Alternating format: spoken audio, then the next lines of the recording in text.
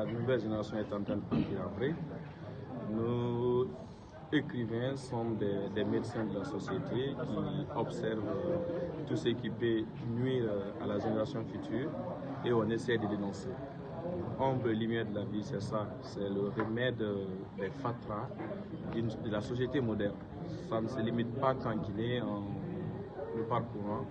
Ça décrit aussi la situation des Africains qui vivent à l'étranger, avec tous les maux qu'ils rencontrent comme difficultés. Est-ce que ça a été facile d'écrire? Ça n'a toujours pas été facile. Il n'est jamais facile d'écrire parce que ça va d'un très long constat, d'une constatation à la fois implicite tout comme explicite, mais on parvient toujours à s'en sortir. Il n'est pas du tout facile.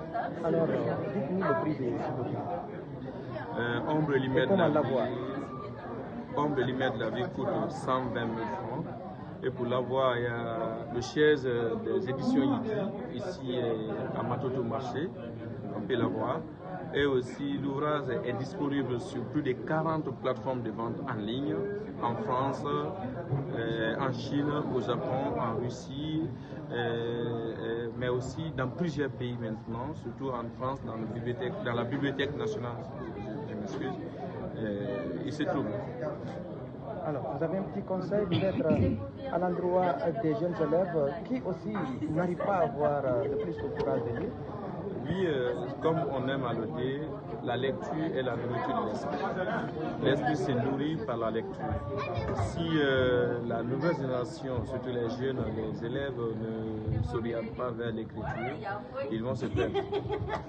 Parce que la plupart dans les écoles, on ne fait qu'étudier des œuvres qui datent des centaines, des cinquantaines d'années.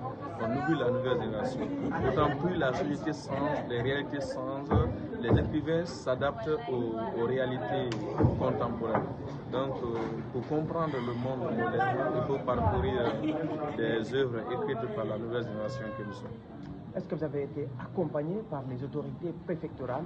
Je vais parler de la préfecture et de la mairie. Il n'y a pas eu d'accompagnement puisque l'écrivain, les gens estiment que ce n'est pas quelqu'un qui rapporte de l'argent. Ce n'est pas un artiste qui va verser un compte au niveau du contribuable. Nous demandons que de l'accompagnement. Quand vous déposez des demandes, même de simples invitations, actes de présence, il y en a qui pensent que c'est une manière de commander de l'argent. Donc ils refusent catégoriquement de venir. On n'a pas de soutien, on n'a pas d'accompagnement. Sincèrement, et je ne suis pas seul. Les 90% des auteurs guinéens sont dans cette même difficulté. Merci.